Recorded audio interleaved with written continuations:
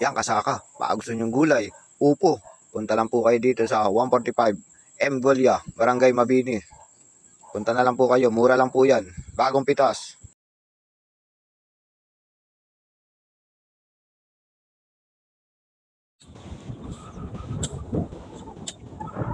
Yan kasaka, magtatabas na tayo ng pilapil.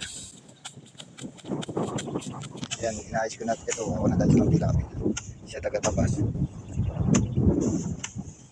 Yan, mga tinabasan yan, kita nyo. Yan. Naka-isang box na siya. Baguhan lang po siya sa pagtatabas, kaya medyo mabagal.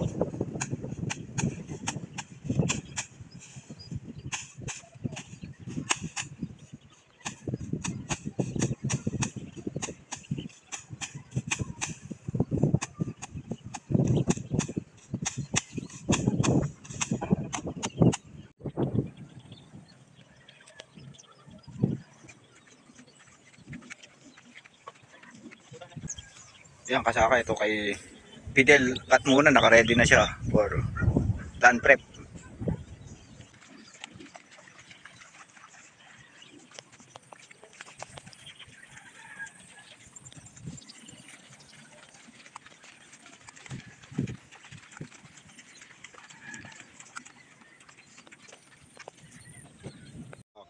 Tapos na ang yung pagtatabas dito.